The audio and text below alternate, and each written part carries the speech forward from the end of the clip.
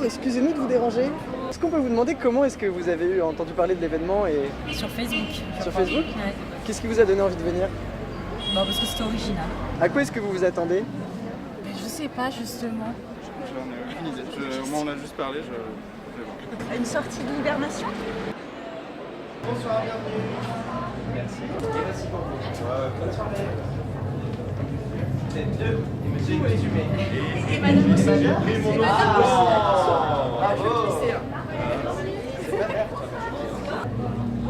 vais refaire l'exposition pour se passer au premier étage. Bonsoir.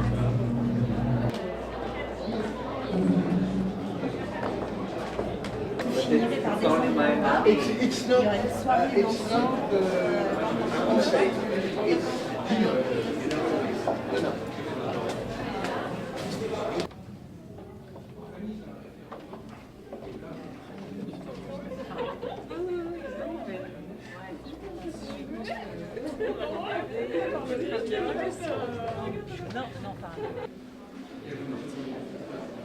Et évidemment, au milieu de la forêt, elle commence à avoir des contractions, elle comprend que ça va se passer là.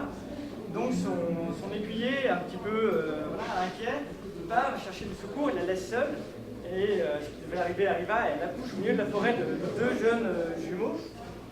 Et c'est là que l'ours intervient, c'est une ours énorme, terrible, qui s'approche de la princesse et enlève un des deux jumeaux.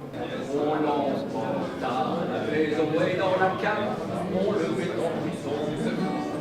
Et du berger, il mangeait les moutons.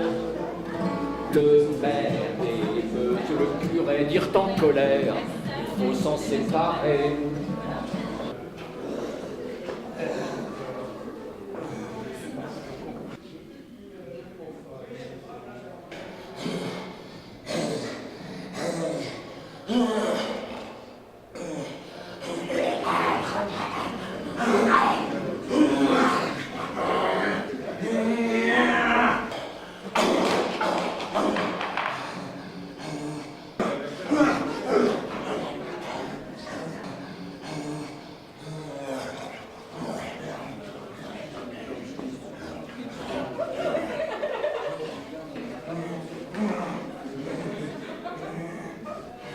Je crois que c'est lié par rapport à l'histoire sur l'enfant sauvage. Qu'est-ce qu'a raconté l'histoire du coup? Que c'était deux jumeaux qui ont été perdus par leur maman à leur naissance et que l'un est devenu un enfant sauvage et l'autre a été recueilli par la civilisation. Et que du coup, il y a la lutte entre la nature, l'homme.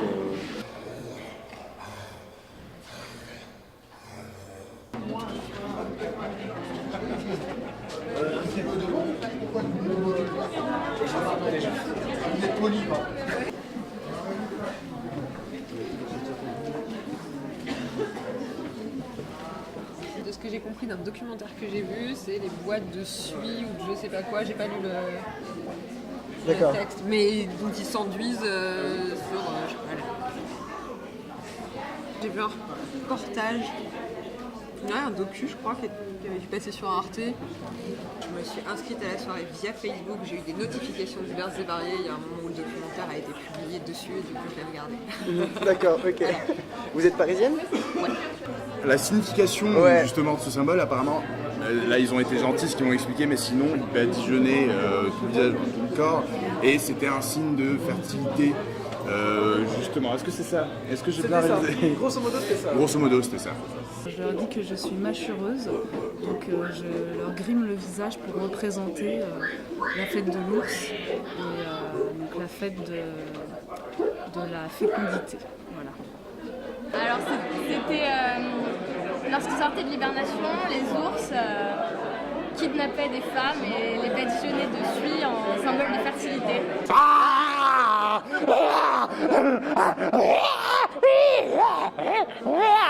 Ça fait à peu près 10 ans, on était au Pays Basque et en se promenant un peu, on avait regardé un peu les fêtes anciennes.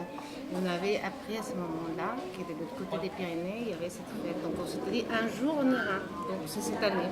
Là, c'est le moment de la fin du mix, donc le moment du rasage symbolique, donc vous avez reconnu peut-être donc la pomme qui sert de bureau. Alors, ça sert à quoi la pomme? Pourquoi la pomme? Je sais pas du tout pourquoi la pomme, mais en tout cas, ils l'utilisent en fait comme une sorte de bureau pour étaler la mousse à raser.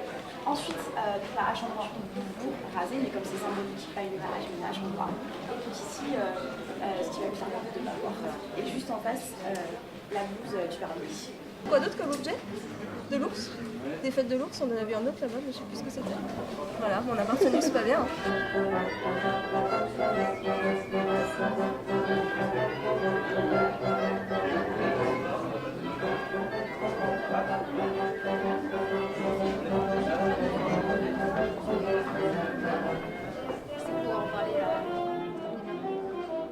Vous avez pas d'idée de ce que c'est? Si, un sac de couchage ethnique. C'est une tenue camouflage pour attendre dans la neige longtemps le gibier. D'accord. Bah, à vrai dire, je t'en rejoins. Non, oui. C'est un déguisement d'ours. C'est du mouton. Écoutez, je pense qu'il m'irait très bien, mais je suis plus sur l'ours que la jupe. D'accord. Côté viril qui me plaît davantage. Voilà, mais on aimerait les essayer en fait, et on peut seulement les regarder, donc on est assez déçus. Vous avez lu la petite plaque Génial. Nous, on connaissait déjà le musée, mais je pense que c'est une bonne opération marketing pour les gens qui ne le connaissaient pas. D'accord. Que c'est un lieu extraordinaire. D'accord. Et vous connaissiez les fêtes de l'ours? Non. Et vous connaissez la signification de l'histoire? C'est une annonce de la vie qui revient, si j'ai bien compris l'histoire. D'accord. Mais je crois que c'est ça.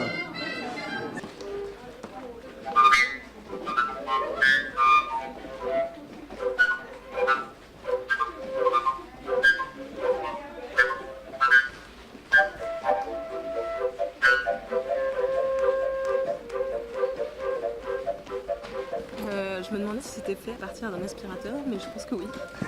et je trouve ça pas mal, ouais. Honnêtement, c'est assez impressionnant, ouais. Très créatif.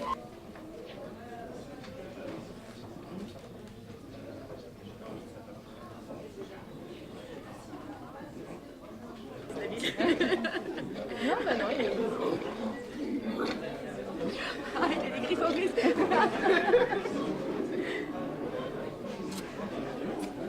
Oui, c'était marrant. Très C'est bien. un peu surprenant, mais ça va. Vous attendiez pas à ça en venant dans un Non. musée? Non, pas du tout, non. Il vous a fait peur? Il est arrivé comment? Il est arrivé comme ça. On aurait dit un animal.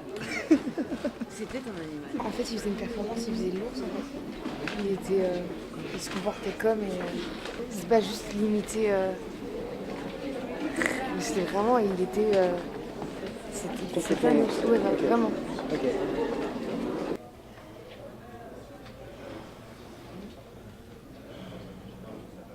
Moi j'ai beaucoup travaillé autour du rapport au corps animal, sur le son, le mouvement, le comportement. Voilà, c'est une partie, un pan du travail important qu'on développe avec la compagnie, avec Jade, ici, qui est ma partenaire. J'ai choisi 3 personnages pour moi qui est en bas, qui fassent un petit peu un trait de ours comme ça, parce qu'ils ont une légère ressemblance. Est-ce que vous vous êtes inspiré pour les costumes et décors, la mise en scène finalement de la fête de l'ours du Haut-Val-Espire ou... Un petit peu, dans le sens où, mais pas vraiment, assez décalé quand même. Et du coup, ça m'a donné aussi cette liberté-là. Voilà. C'est des échos, c'est comment ça résonne. Voilà, le but n'était pas de reproduire une fête de l'ours dans le musée, mais de se servir et de rebondir avec ça, à quels endroits ça pouvait rebondir. Voilà, donc on est parti sur ça. Donc, ce qui a permis d'explorer pas mal de pistes.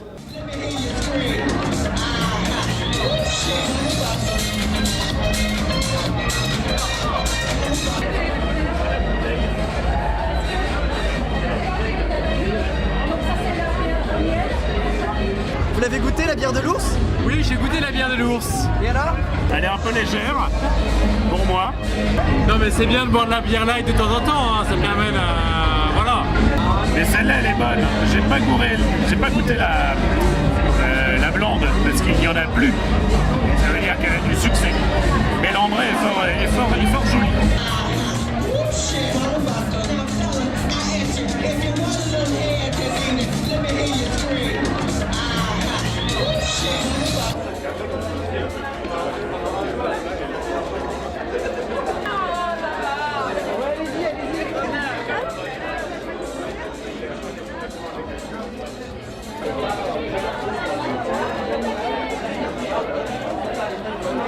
Du coup, vous connaissiez les fêtes de l'ours avant de venir ici ou vous avez découvert dans le musée?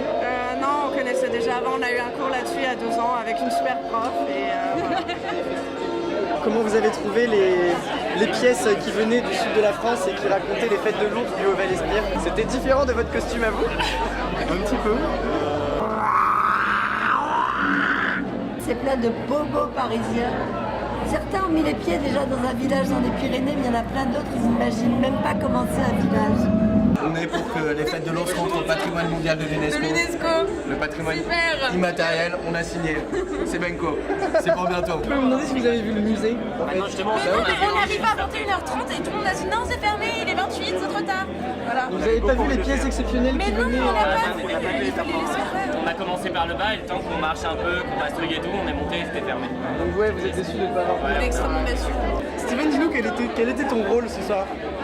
Eh bien écoutez, un rôle assez important puisque c'était l'organisation de tout l'événement. Je suis arrivé vraiment comme chargé de production de l'événement, donc ça veut dire tout de A à Z. Je suis ravi moi personnellement, ravi pour ce qu'on a fait, ravi pour l'image qu'on a donnée aussi.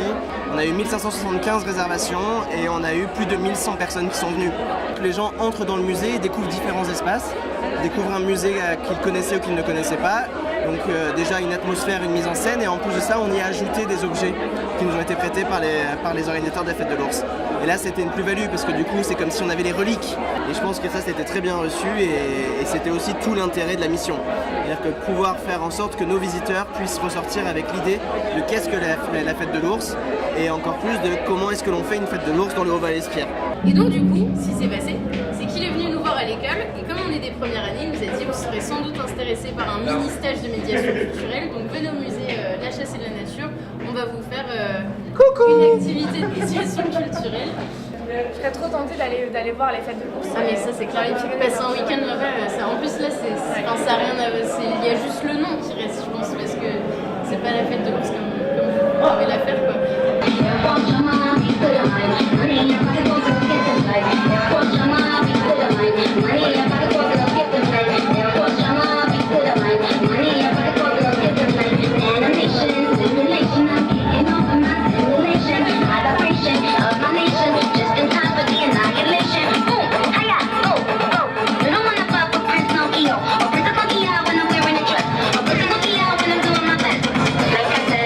Pour le moment je vous répondrai que c'est un one shot. D'accord. On verra l'année prochaine. Si on fait une fête de l'ours ou si on fait quelque chose en rapport avec la fête de l'ours, on fera en sorte que tous puissent être avec nous et que l'on puisse réellement refaire quelque chose de l'ordre de, pas d'une reconstitution, mais de l'ordre d'un réel témoignage dans le musée à Paris et ça pourrait être super chouette. Super, merci beaucoup. Merci à tous. Just wanna be